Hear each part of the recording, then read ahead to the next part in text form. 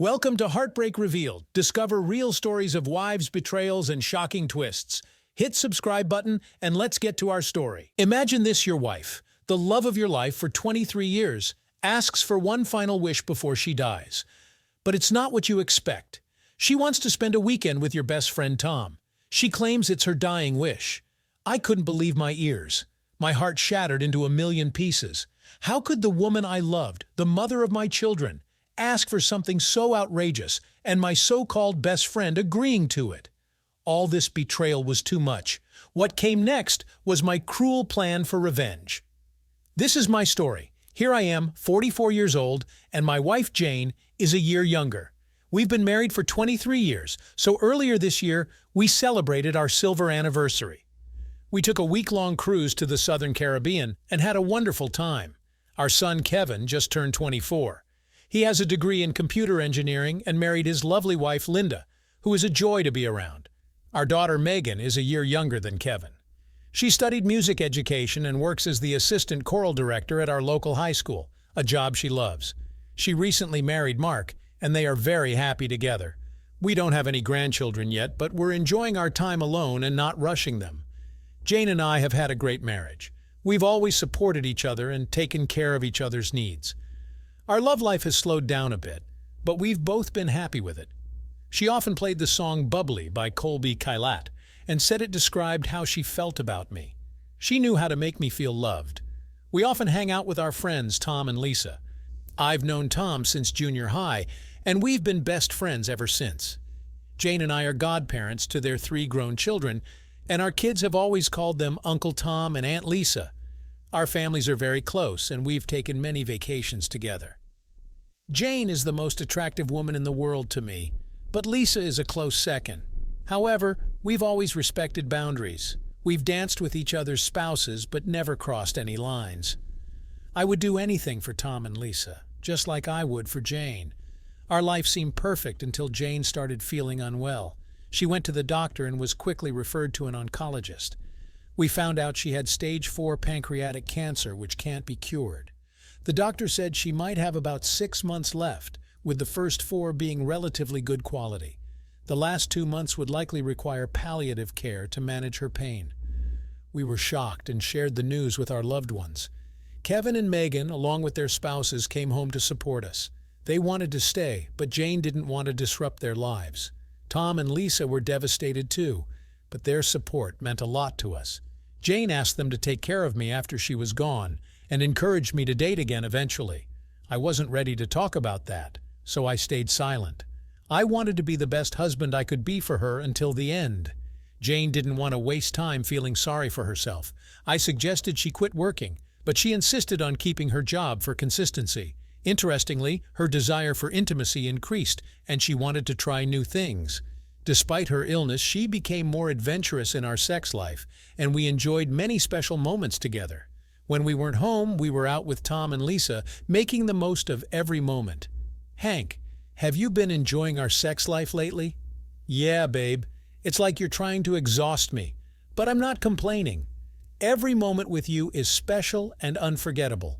That's what I'm trying to do, honey. I won't be around much longer, and I want us to make enough special memories to last you a lifetime. Jane, we've been having so much fun lately, and I don't want to waste a single moment just doing nothing. I knew that's how you felt, Hank. I'm ready for anything whenever you want to do it. I'm glad you said that because I want to talk to you about something important. Sure, honey, what's on your mind? I love you more than words can say, Hank.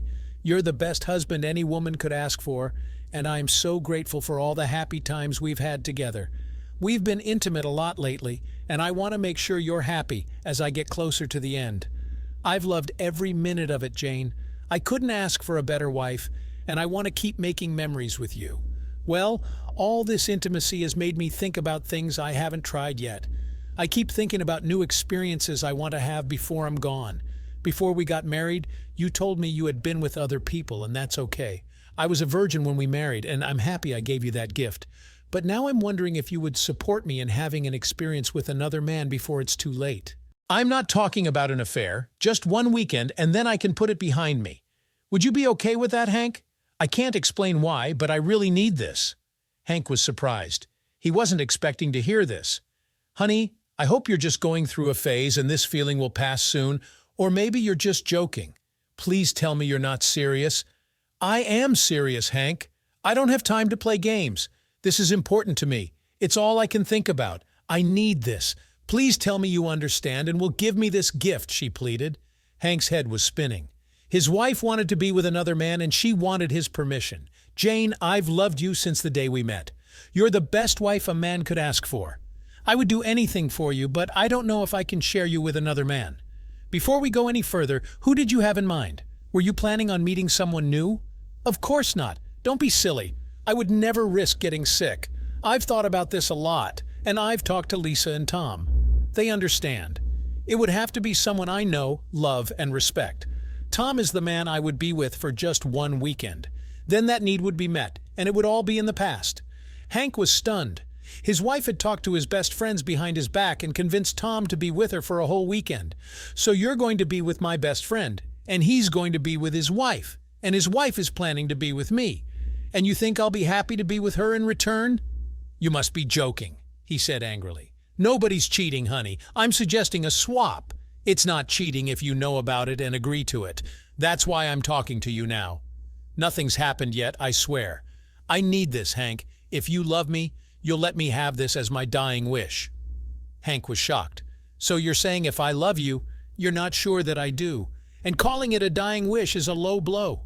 You're not thinking straight, sweetheart. This is crazy talk. I can't go along with this. If you do this, it will be the end of us. Jane persisted. Hank, since we got married, you've always given me everything I want. You've taken me on amazing vacations, bought me fancy cars, and let me buy all the clothes and shoes I could ever want. Why is this so different? Did I ever send you on vacation alone with another man? No, it was always you and me. Did you buy those clothes to wear for another man? No, you bought them to please me. It has always been just the two of us together, Jane. Maybe that is too much to ask now, but it would ruin our marriage for me. Please think about it this way. After I'm gone, you will probably be with other women before you decide to remarry. I won't ever have that chance. Can't you see that what I'm asking is fair? I'm sorry you had to make such a big sacrifice being with me and no one else all this time. Once you're free of me, you can try out as many men as you want.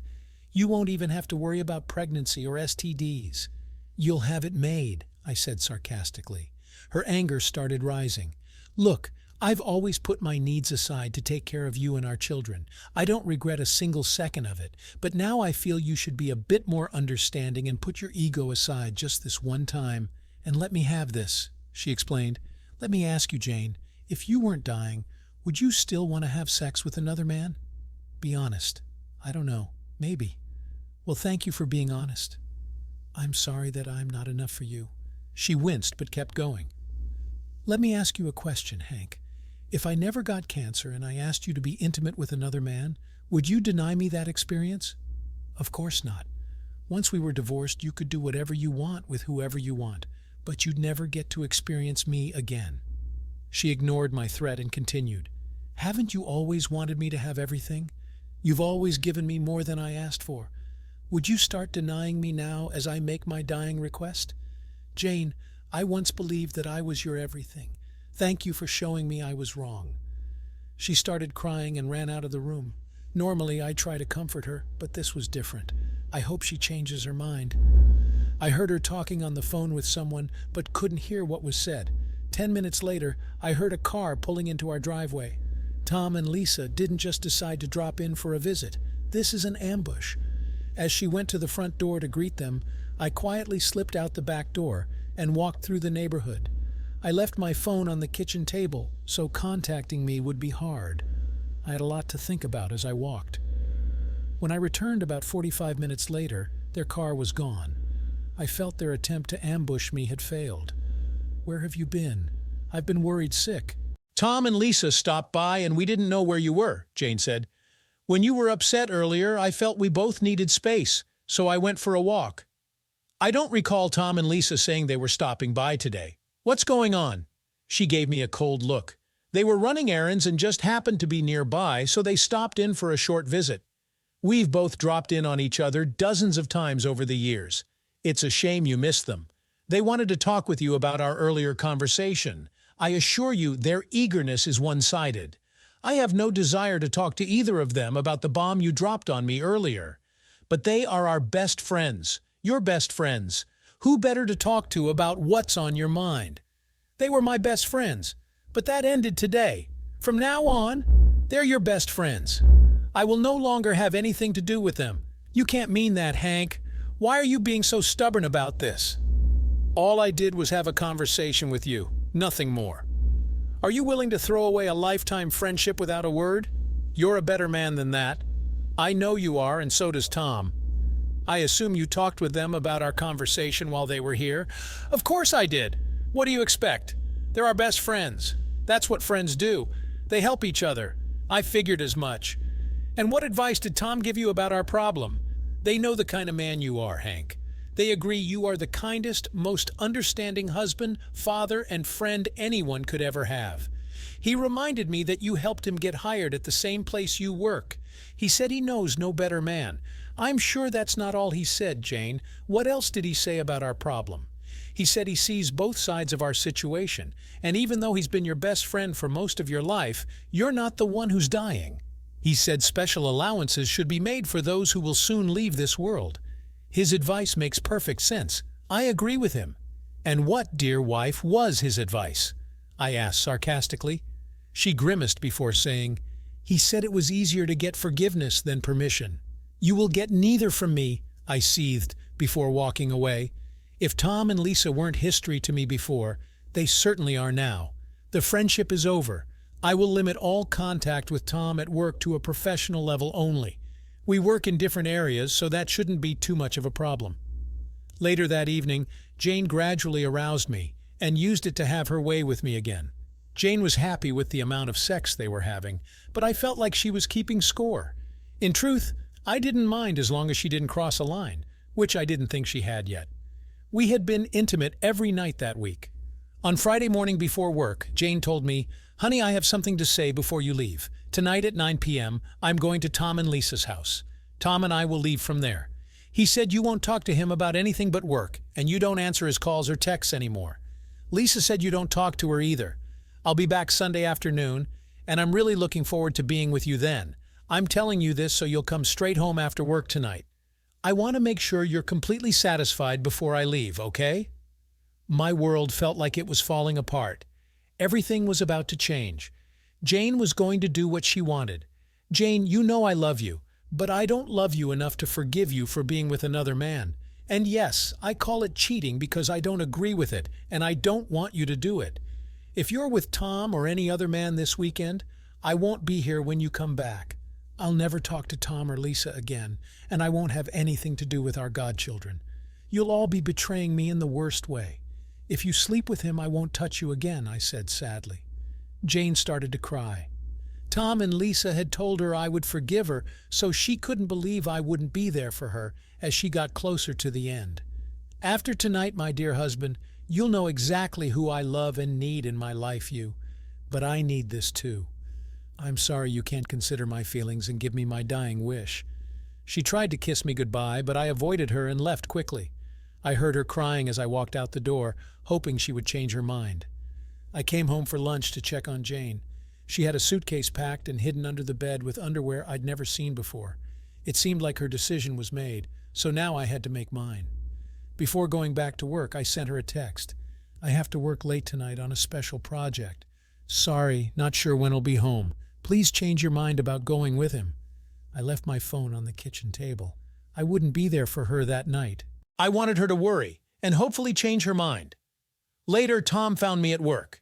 Hank, you need to stop being so stubborn. Think about Jane, not just yourself. This is her dying wish. I can't say no to her. What I see is my so-called best friend telling me he's going to sleep with my wife to make her happy. I can't stop you from ruining my marriage, but you need to know that there will be consequences. If you touch Jane, then you, Lisa, and my godchildren will be out of my life forever. It will end my marriage and our friendship. I guess you'll become Jane's new boyfriend because I won't touch her after you've been with her. Hank, this isn't like you. You're a better man than this. You don't mean any of it. I know you better than you know yourself. I don't care what you think you know. I meant every word. Now get out of my office, or do you want to explain to the boss why you're wasting my time?" Tom knew I was angry and wouldn't listen to reason. He hoped that after Jane and I were intimate that night, things would work out better. I was furious and shaking with rage. Nothing they could say would change my mind. It seemed like Tom and Lisa cared more about Jane than me. I was usually easygoing, but there were some things I wouldn't accept. I left work early to avoid Tom and went to the gym, where I hardly ever went. I wanted to work out my anger and not be sore the next day.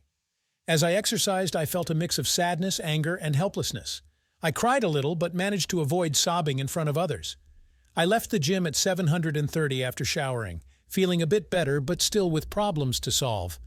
I went to a restaurant Jane and I enjoyed for special occasions. I thought about all the good times we had there, feeling both happy and sad as I considered my options. I wondered if I was really strong enough to stick to what I had said to Jane. Were my beliefs so important that I was willing to lose everything over them? We had 23 wonderful years before this happened. I never thought I'd face this with her. I thought about beating up Tom, but what good would that do? He knows how I feel and still plans to go through with it, even if I threatened him.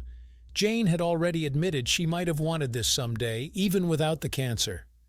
When I didn't come home that evening, Jane got worried. She saw my cell phone on the kitchen table. She guessed I left it there when I texted about working late.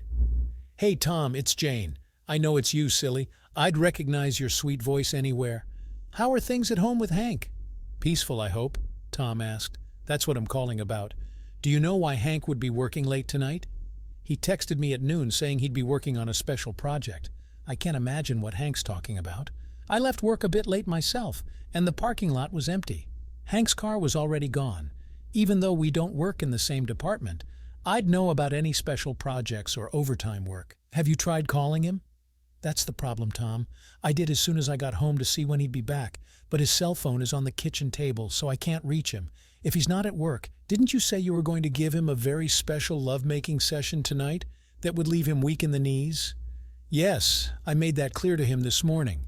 So the only conclusion I can draw is that he's avoiding me. What am I going to do, Tom?" "Jane, I know Hank. He's just having a little pity party. He's playing a childish game to mess up your plans. If he chooses to miss out on tonight, then he's a fool. He doesn't realize how lucky he is to have you. After you're gone, he'll regret missing every moment with you. Hank's a good man, my best friend, but even good men can make stupid mistakes. You know what you want, you deserve it, and he's trying to ruin it. If you want to cancel, I'll understand." "No, Tom, I'm not saying that. I've already put up with too much grief from him to cancel now." "You're right, Tom. If he misses tonight, it's his loss. I'll save my energy for being with you this weekend. I can't thank you and Lisa enough. That's the spirit, Jane. Hopefully Hank will come to his senses and spend some time with you." "Thanks, Tom. I feel a lot better. I'll wait for him to come home, but I still plan on leaving around 9. I'll be at your place shortly after. Nothing would make me happier, Jane. I promise to give you my best this weekend. I hope it's what you're looking for. I'm sure it will be. See you soon, Tom. Bye." As I sat in the restaurant, I thought about my options. If she goes with Tom, I will never touch her again.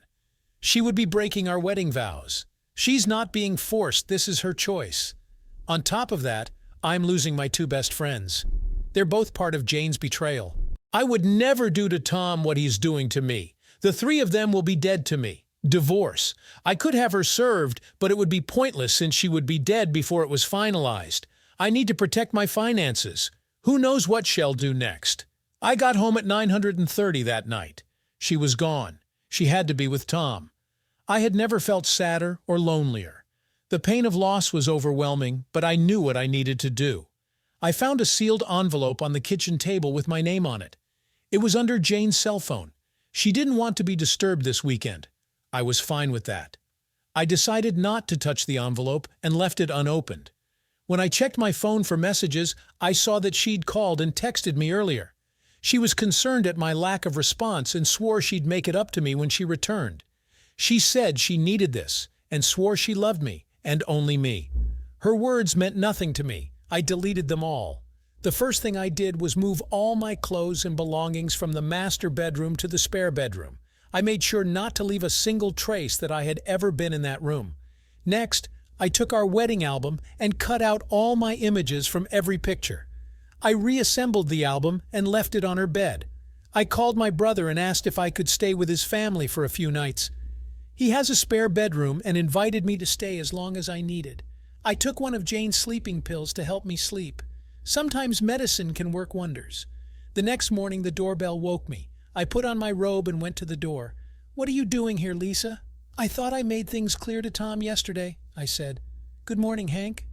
"I could have used our key, you know," Lisa replied. "We both have spare keys to each other's houses. Can I come in?" I realized she was right and let her in. "What you have to say, you can say it right here." "Why are you here?" "Well, if you answered your phone, I wouldn't have to come over," she said. "For the last time, Lisa, why are you here?" "I'm here for you, Hank. Jane told me you weren't happy with the plan, so I'm here to help you. You're one of my best friends. Help me." "How do you plan on doing that, Lisa?" "However you need, Hank. I can be a friend to talk to, a housekeeper, a cook, or even someone to be with to help you feel better." We all agreed that you could have me just like they have each other this weekend. Clearly, the three of you have agreed to a lot of things I don't agree with. I have a lot to do today, and you're here at a bad time. Please leave and don't come back. If you use that key, I'll call the police. "Goodbye, Lisa," I said, shutting the door. I watched from the window as she cried on the phone, probably talking to Tom or Jane. I had tried to be polite, but I was still upset. She sat in her car for a few minutes, then drove away. After breakfast, I went to a store and bought new locks for 2 of the doors. I felt better knowing I had the only keys. Next, I changed my phone number so Jane couldn't reach me. Lastly, I took off my wedding ring and crushed it in my workshop, leaving it on the kitchen table next to her phone. I packed a small bag and took my brother's family out for lunch on Sunday. Jane was supposed to be back that afternoon, and I wanted to be gone before she arrived. I had a good time with my family. When Jane got home Sunday afternoon, she expected to find her husband, who she would comfort until he forgot about her being gone. She was upset when he wasn't there. She thought he might be running errands until she saw their wedding album on the bed. She started crying when she saw he had cut himself out of all the pictures. Then she noticed all his clothes were gone too. Had he moved out? She saw the sealed letter she had left for him on the bed. She tried to call Hank, but the number was no longer in service. Things were getting worse. This wasn't what Tom had told her to expect. He had said Hank couldn't live without her. She checked the rest of the house and saw new locks on the spare bedroom door. Maybe he hadn't left but was just angry and staying in another room. Not sure who to call, Jane called Lisa to see if Hank had said anything to her about his plans. "No, Jane." When I called Tom that morning, I told him everything Hank had said, which wasn't much. It really hurt when Hank was so mean to me. "What's going on?" Jane told her what she found when she got home. Tom and Lisa listened on speakerphone. "Didn't you leave Hank the letter explaining that you were going to quit your job and spend your remaining time making him happy?" Tom asked. "Yes, Tom. I wrote him that letter just like you said, but he never opened it. He has no idea what it says." "It's still here," she cried. "I'm sure there's nothing to worry about, Jane." "It's clear Hank moved his things to the spare bedroom to upset you. He's just having a pity party. He'll be back soon, trust me. I hope you're right." "Thanks for the encouragement," Jane said gratefully. Jane then tried calling Hank's brother and parents. His parents had no idea where he was, and his brother said he hadn't heard from him, as Hank had asked. Jane realized it was her turn to be patient, just as Hank had to be over the weekend. But she missed him deeply. She had never felt so disconnected from him, and cried herself to sleep alone in bed for the first time in a long while. At 6:30 a.m. Monday, I called work before the office opened, leaving a voicemail for my boss saying I needed 2 personal days for a family emergency. I didn't want to interact with Tom yet, nor did I want any of them to reach me at work. I decided to move some money around to protect our finances. We had a good nest egg after 23 years of marriage, and I wanted to keep it safe. The trust I once had in Jane was gone. I moved 2/3 of our cash and investments into accounts only I could access. She wouldn't notice unless she went looking since all the bills would still get paid. This took most of the day, but I was glad to have a break from the drama. I knew the real confrontation would come when I returned home. I took a relaxing walk in the park Tuesday morning and had lunch at a nearby diner. The movie theaters opened at noon, so I spent the afternoon there. Tuesday night brought back some of the tension about facing her. I promised myself not to argue. I thanked my brother and his family for giving me a place to stay and time to think. Wednesday morning I went back to work. My boss didn't ask about my family situation, and I appreciated that.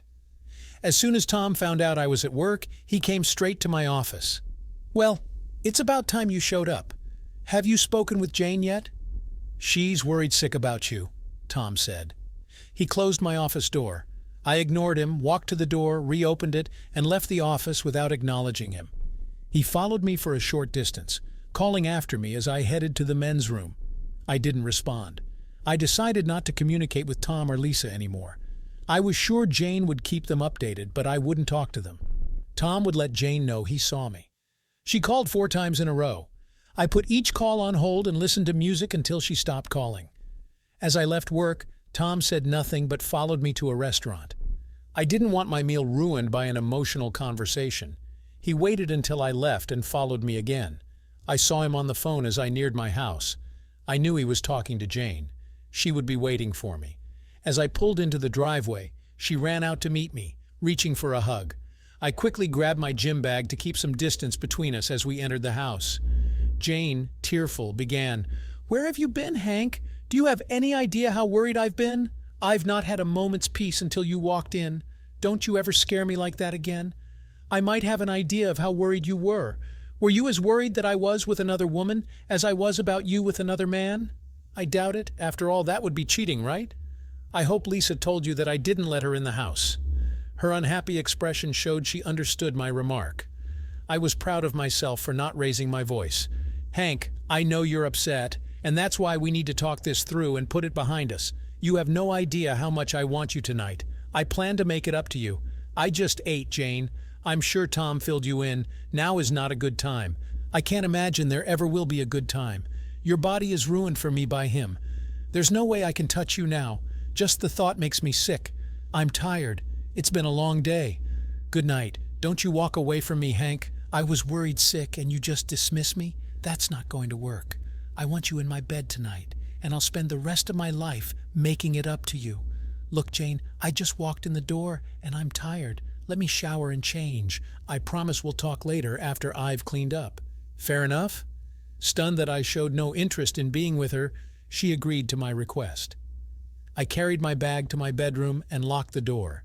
After stripping down to my boxers, I took fresh clothes into the hall bath and had a long, hot shower.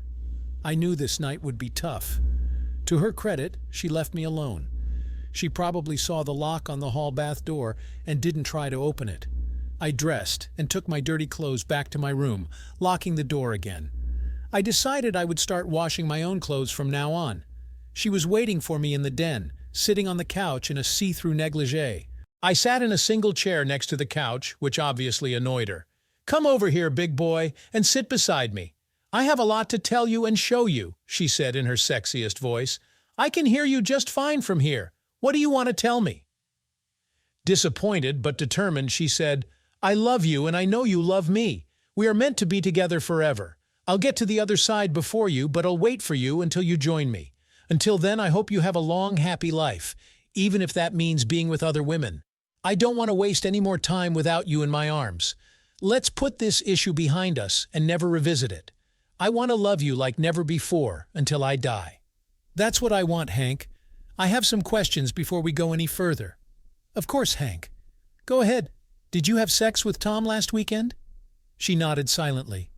"Did you do everything with him that you do with me?" "Tom said it would be best not to give you details. He said it might make you too angry." "Angry? Oh, I see. So he's in charge of our marriage now. You've told me all I need to know. Good night, Jane." I stood up to leave the room.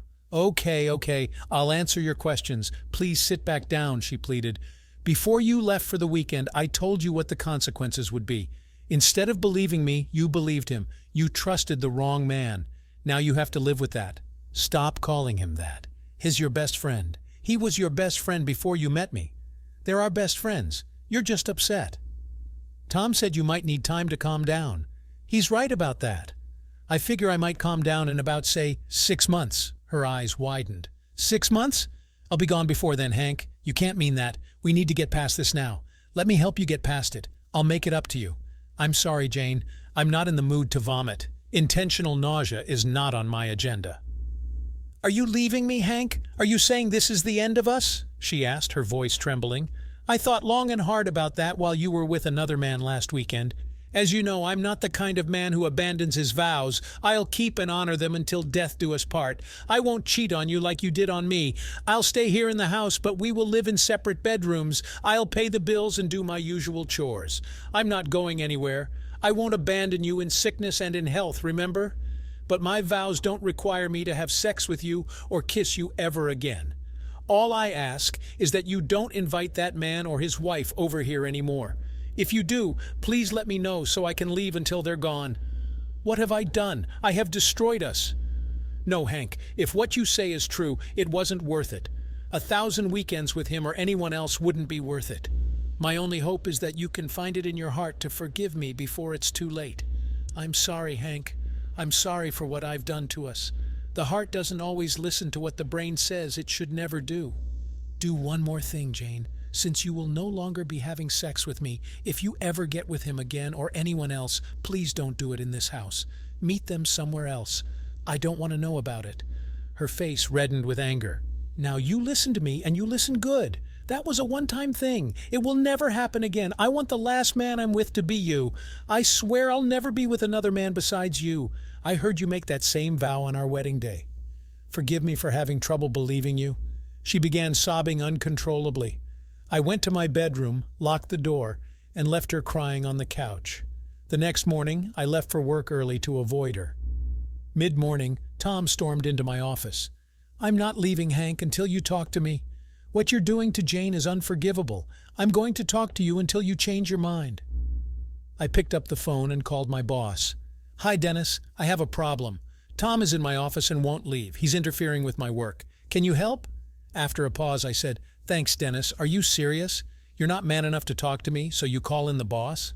Something like that, I said as my office phone rang. Yes, sir. I'll put him on. It's for you, I said, handing Tom the phone. Hello? Yes, sir. I understand. It won't happen again. Defeated, he handed me the receiver. This isn't over, Hank. We have too much history for things to end this way. I ignored him until he left. He knew I'd report any further harassment at work. If he contacted me outside of work, I'd deal with it then. Jane had less than 2 good months left, according to the doctors. I could manage 2 months of hell if I had to. That evening, I visited a family restaurant to avoid eating with Jane. I needed to find places to eat after she was gone. When I got home, she had cooked dinner. Hi, honey, I fixed your favorite. I hope you're hungry. I noticed you were a bit late, but I kept it warm for us. I'm sorry, but I've already eaten. That's why I'm late. Since you won't be around much longer, I'm finding places to eat after you're gone. I should have told you I'll be eating out from now on. That should make things easier for you. You jerk! You're taking that away from me too?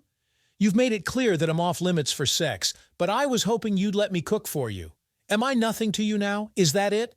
I can't say the words you want to hear, Jane. You say you're sorry for being with another man. I'm sorry there are consequences for your actions. Neither of us is happy. But it is what it is. I'm going to my room now. She began crying again. Hank, you don't need to hide in your room all the time. Can't you at least watch TV down here or something? I don't have the plague, and I can't infect you with my cancer. Please don't shut me out completely.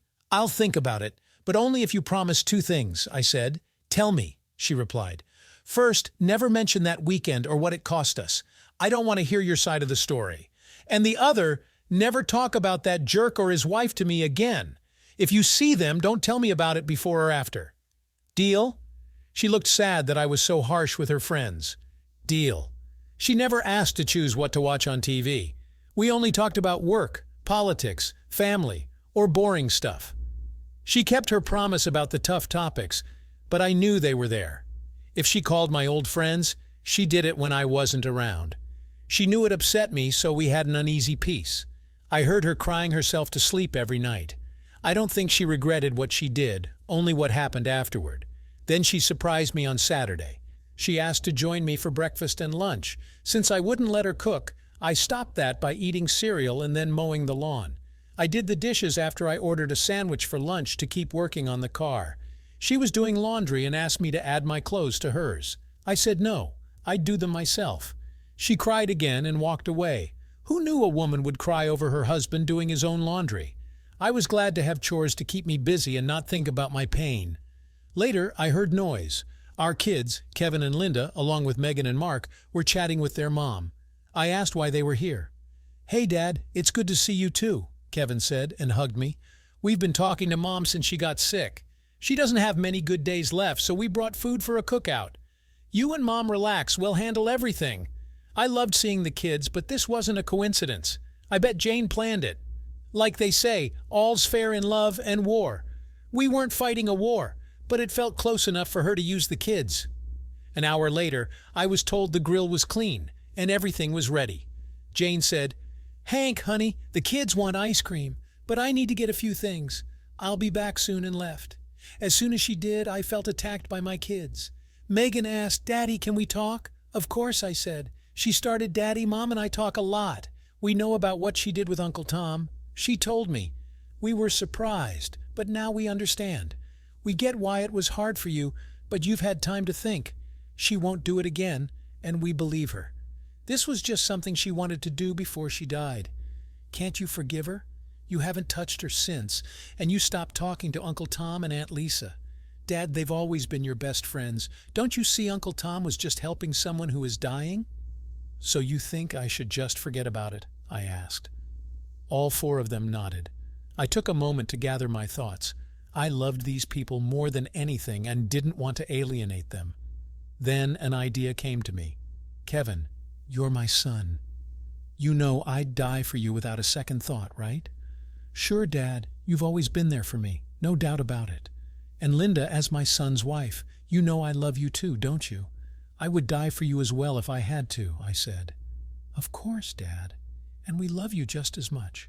All four of us would do anything for you and Mom. That's why we're here, because we love both of you so much," she replied. "I'm glad to hear that, Linda. It makes it easier to ask this next question. As you know, I'm not getting any younger. Because of what your mother did, I've thought a lot about bucket lists, even my own. So, Kevin, would you be willing to let Linda spend a weekend with me to fulfill a bucket list item? If she and I spent a weekend together like your mom and Tom did, it would show me that you mean what you say and are willing to back it up with actions. If you do that, maybe I could forgive your mother." "What? Are you crazy?" Kevin shouted. Linda turned bright red at the suggestion.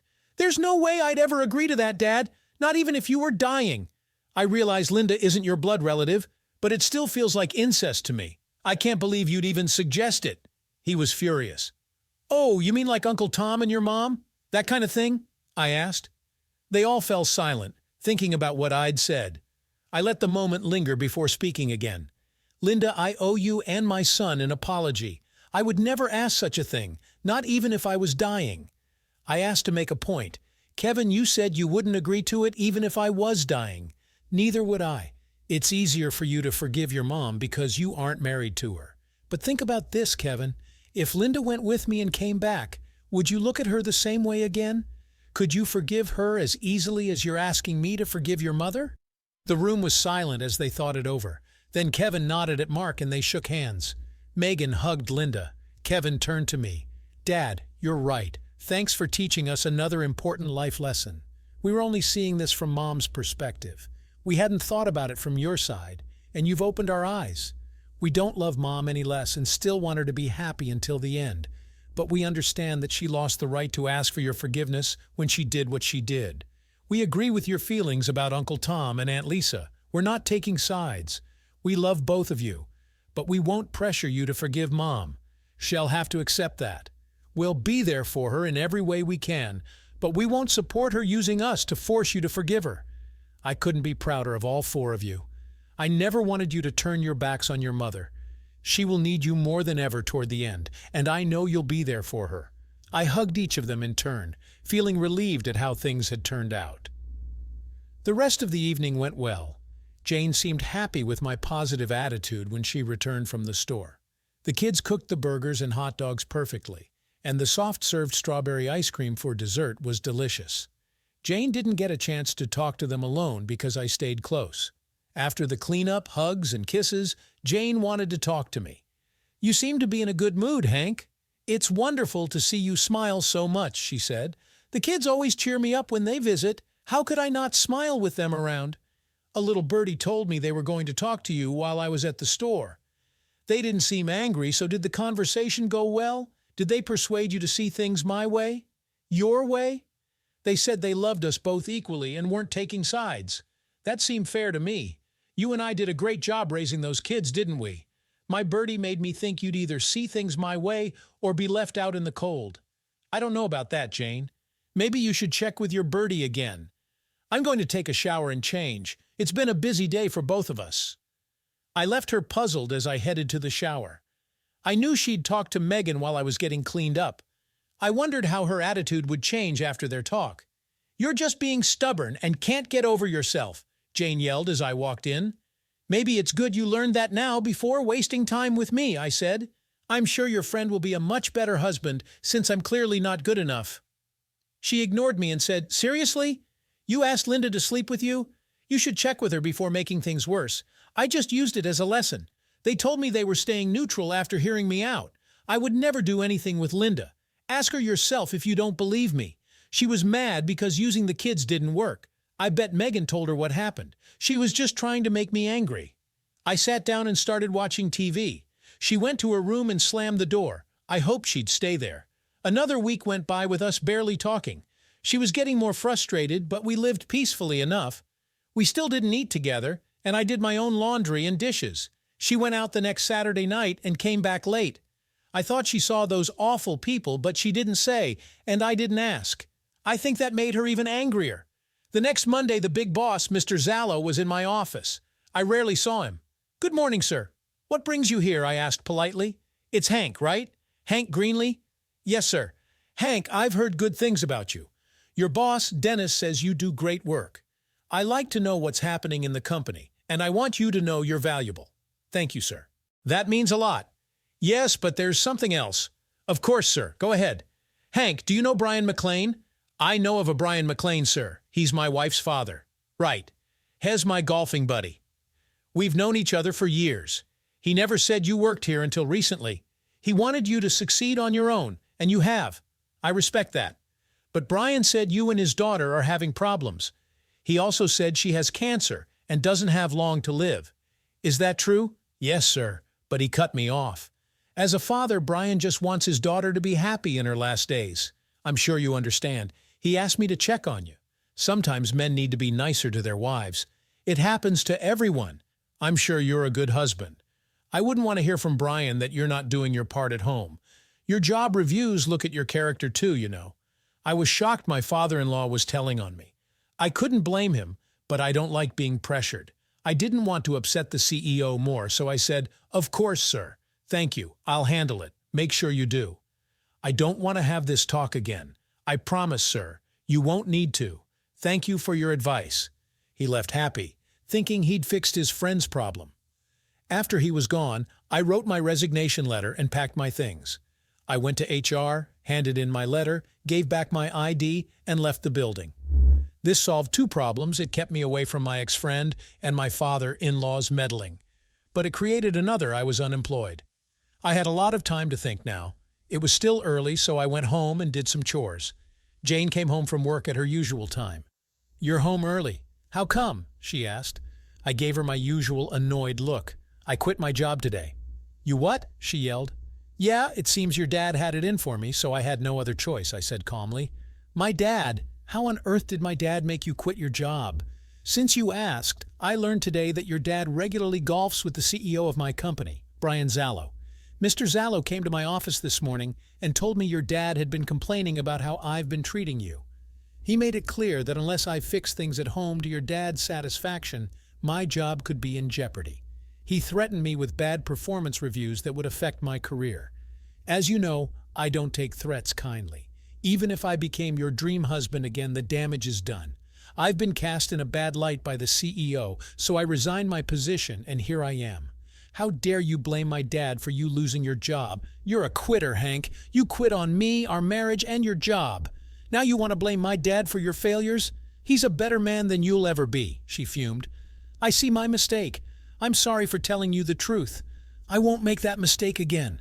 How about this? My big toe hurt today, so I quit. Is that a better reason for you? You jerk.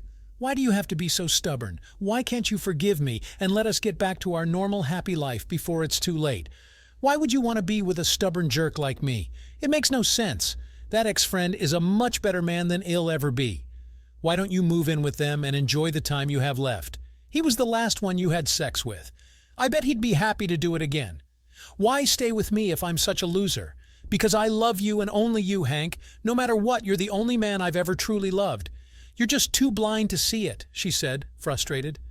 We were both stuck, she in her love for me, and me in my refusal to accept her infidelity.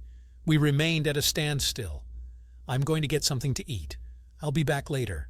Why don't you call your dad while I'm gone and see if he can get someone to beat me up for you? I said sarcastically. I thought she was out of tears. I was wrong. I left the house alone to avoid more drama and have a peaceful meal out. Evidently, she did call her father while I was out, and she was waiting for me when I got back. I'm sorry, Hank. I had no idea my father would use his friendship with your boss to try to blackmail you. As much as I love my dad and appreciate what he was trying to do, messing with someone's career isn't right. His heart was in the right place. I take full responsibility because I hadn't told him the whole truth about my part in our problems. I figured as much. Look, I understand why your dad would try to use his influence to help you. You know I'd do anything to help our kids, but I thought he was a better man than that. Now I see he didn't have all the facts. Well, I'm going to fix that if I can, and Dad's going to help me, unless he never wants to see me again. What do you mean, Jane? How can you fix anything about my career? I've made a decision. Tomorrow morning, I'm resigning from my job. I won't need another job anyway. Dad and I are going to help you find a better job than the one you had. It's our fault you were put in a tough position, so it's our job to make it right. Dad knows a lot of people besides your boss. Hell, use his connections, and so will I. We'll do our best to find the perfect job for you. Is that okay? This is a surprise. I was expecting another argument, but this is unexpected. I don't know what my options are, but I'm happy to accept help from you both. Thank you. I twisted Dad's arm, and he's taking a vacation week to help us. I'm going to find you another job or die trying, she joked. True to her word, Brian was at our house early the next morning. He rode with Jane to work as she resigned from her job. She had planned on resigning soon anyway, and was relieved to avoid the sorry you're dying going away party they would have held. When they returned, our house became job central that week. All three of us were constantly on the phone with business contacts and connections. Getting interviews was easy, but we wanted each interview to be a solid opportunity, not a long shot. The economy was shrinking and good jobs were scarce. I must have gone on a dozen interviews that week with their help. I'd never seen Jane more dedicated. She had a fierce determination to honor her word. Help came from an unlikely source. Brian swallowed his pride and contacted Graylin Zallo, explaining that he'd misunderstood his daughter's situation and had acted too quickly. He said he was sorry for causing trouble at Brian's work and explained that I couldn't go back to my old job. Grayland was upset to lose me and blamed his friend for overreacting, but then he quickly said he'd make some calls to help me out. Just 45 minutes later, we got a surprising call from Wellington Enterprises. They needed someone new to handle their buying. They're a special kind of factory that helps inventors make their product ideas real. Investors give money for the ideas, and Wellington makes them into actual products. Making all sorts of different things is hard, but they found their own special way of doing it. We learned that most of the new products don't become popular, but the few that do make all the effort worth it. I talked to them the next day, but it felt like they'd already decided to hire me. They'd had problems with the last few people in that job being dishonest, so they were looking for someone honest and trustworthy. Graylin's good word about me really helped. They offered me a lot more money than I used to make. Grayland was a really good guy. I would start in 3 weeks after they cleaned up some staff issues. I thanked Brian and Jane for their help in getting this great chance. They both said it was the least they could do since they were involved in me losing my old job. Brian and I were back to being friends again. He appreciated that before the whole weekend thing, I was a good husband to his daughter. He also said many men wouldn't have stayed with their wives in a similar situation. and Jane would have been alone at the end. He got teary-eyed as we shook hands, saying he had his respect for me back. It was like Jane had been holding on just to see me get this new job. The next day she collapsed in pain and turned very yellow. I rushed her to the hospital where they told us this was the cancer's normal course. Her doctor sent her home with many medications to help with the pain and make her comfortable. When people found out, they visited her, it seemed, to say goodbye. I did my best to make everyone feel welcome and tried to schedule the visits so they wouldn't all come at once. One afternoon, Jane told me that Tom, Lisa, and their kids wanted to visit her. I said I understood and would arrange it. She knew what that meant. I called Megan and asked her to be with her mom during the visit and to text me when they left. She took care of it. My daughter is very smart. It worked out well, and I avoided an unpleasant encounter. That visit opened Megan's eyes. Our kids started spending more time with Jane, knowing she didn't have much time left. 2 weeks later, Jane was too weak to get out of bed. Insurance let me hire a nurse for the daytime, and I took care of her at night after work. She was very thin and weak. She had a machine to help with the pain. All she had to do was press a button. She couldn't talk on the phone anymore, so I put it away. Everything went through me now. Lisa called to ask about Jane and was worried that she couldn't reach her. I explained, and she asked to visit again. I said it wasn't a good idea. She was sad but didn't push it. Our kids and their spouses took turns helping me so I could rest sometimes. That was a big help. As Jane got worse, I offered to put her in hospice, but she strongly refused, saying she wanted to die at home with loved ones. I sadly agreed. Jane fell into a deep sleep and couldn't be woken up. I thought it was like a coma and knew the end was near. One of our kids was always there, ready to call the rest of us if anything changed. Late one night, I was in her room, ready to sleep myself. Suddenly, Jane sat up. She'd been almost unresponsive for 2 weeks, and now she was sitting up. I don't know how she did it. She looked radiant and had the most beautiful smile. Then she spoke. "I'm sorry I hurt you, Hank. Please forgive me. I love you so much." I rushed to her, kissed her, and said, "Of course I forgive you, Jane. I love you too." She gently lay back down and fell asleep again. I knew this was it and called all the kids in. They stayed with me as I held her hand. 4 hours later, she took her last breath. All of us cried and hugged each other, CL inging to the love we had for one another, a love that came from her. I was exhausted making the arrangements, but Kevin and Megan were a big help. Jane had made things easier by planning almost everything in advance. She was cremated, and we held a memorial service at a nearby chapel. Megan told me nervously that her mom had asked for Tom to speak after the minister. She believed it would be too much to ask of me. I was stunned that she had made these arrangements without telling me, but the kids begged me to honor her wish. I agreed for their sake. Before the service started, the family met to console each other and greet visitors. I wasn't surprised to be hugged by Charlene, Joe, and Evelyn. They were our godchildren and had nothing to do with their parents' actions. I hugged them back, realizing how much I still loved them. Tom and Lisa kept their distance but spoke to everyone else. Brian held up better than I thought he would. He made it clear he didn't want any distance between us, and I felt the same. During the memorial, Linda, Kevin's wife, sat on my left, holding my hand. Megan was on my right, holding my other hand. I loved my children and appreciated the love Jane had instilled in them for family. The minister gave an inspiring message of hope and deliverance. The music included 3 songs close to Jane's heart. Tom then took the stage. Linda and Megan squeezed my hands, reassuring me they were there to help me get through this. Tom said Jane had asked him to read a letter she wrote. She must have given it to him during their last visit when Megan was there. The letter encouraged everyone to make the most of their time, forgive one another, and stay in contact with me and the kids. She even joked about helping me find quality women to live a full life. Everyone, including me, laughed at that. That was just like Jane.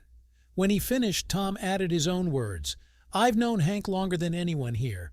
Jane wanted us all to forgive one another.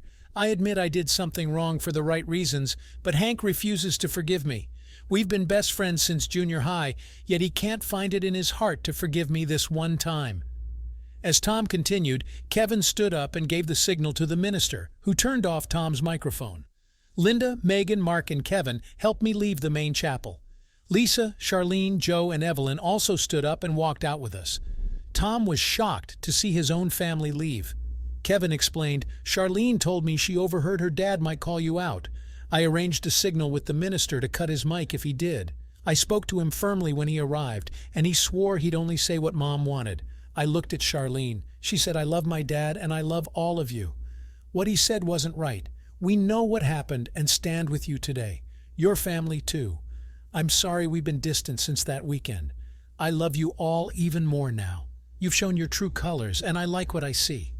Lisa added, "But you, Teresa, Hank, I'm sorry for my part in all this. All I can do is offer my deepest apology and condolences. What my husband did was wrong, and I don't support him attacking you publicly. I'm embarrassed. Please don't let his actions ruin your happiness.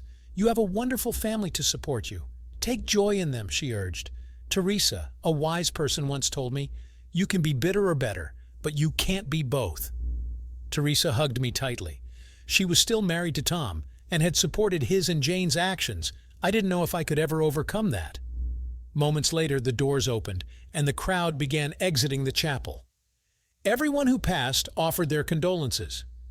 I asked the kids, including Charlene, Joe, and Evelyn, to take care of the flowers from the service. They promised they would and thanked me. As I prepared to leave, Charlene asked if she could accompany me. Kevin and Megan nodded in approval as she took my hand and led me to my car. She drove us home and prepared a wonderful meal from the many dishes friends had brought. She cleaned the kitchen and kept me company until supper as my kids came over. Charlene hugged me tightly, said she loved me, and asked me to stay close. Charlene was a good person and had been raised well.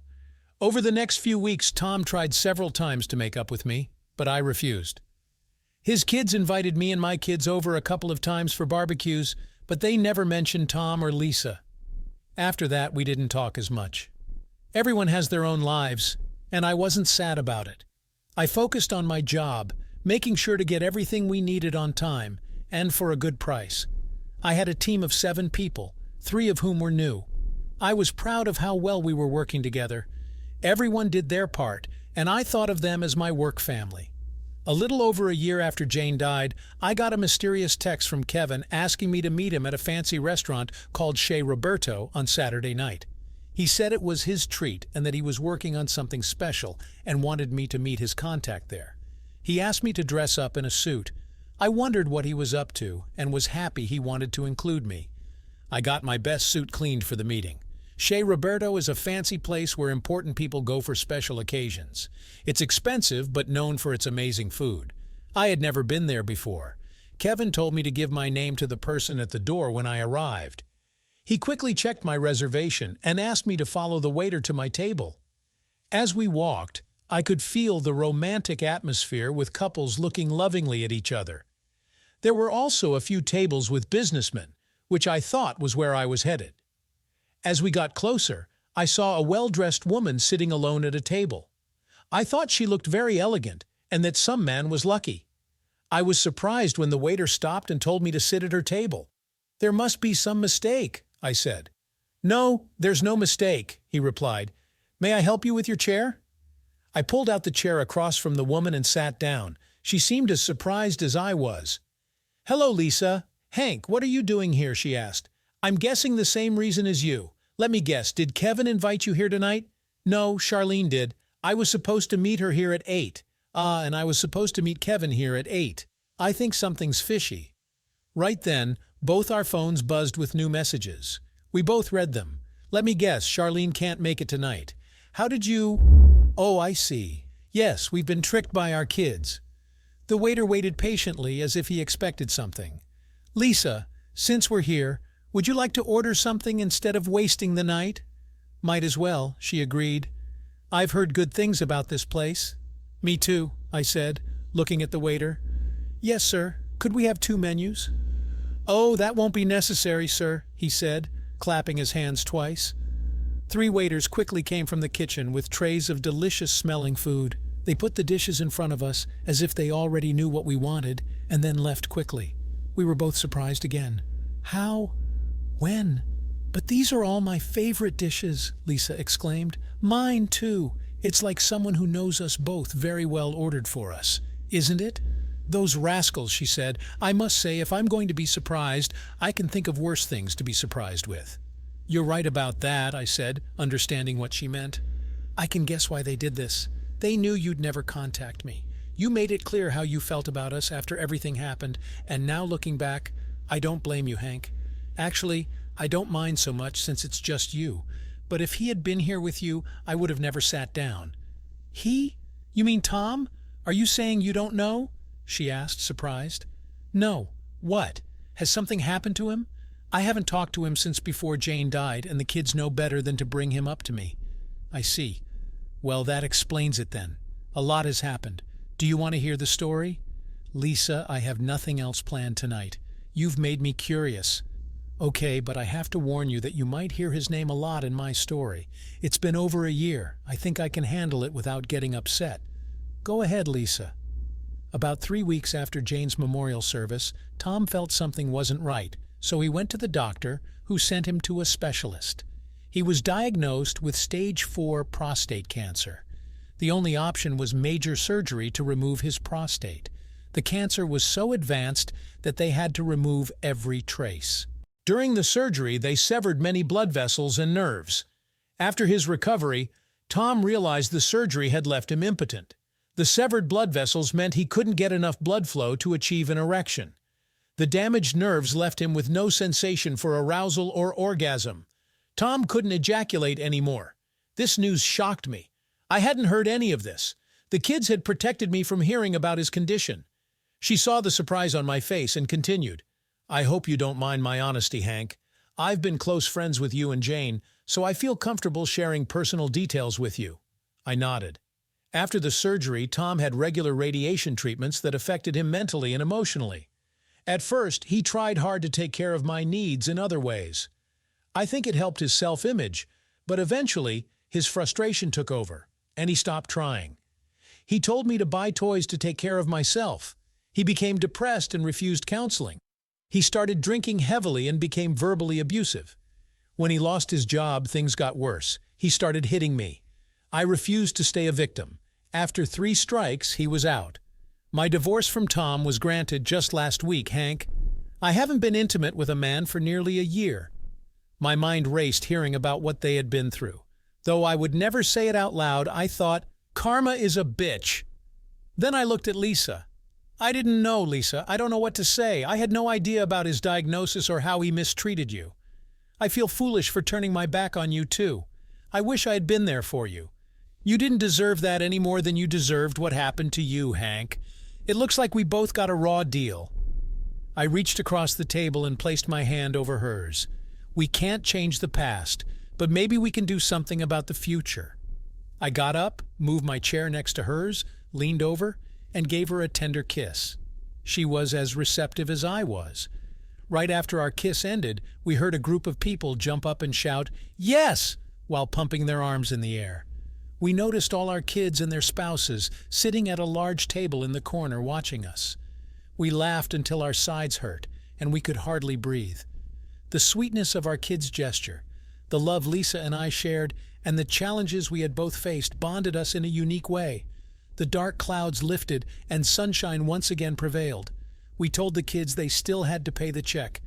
The funny thing was that all 5 couples fought fiercely for the privilege to pay it. Thanks for watching. If you found this story intriguing, make sure to hit that subscribe button and turn on notifications for more captivating content. What would you do if you were in Hank's shoes? Let us know in the comments below. See you in the next video.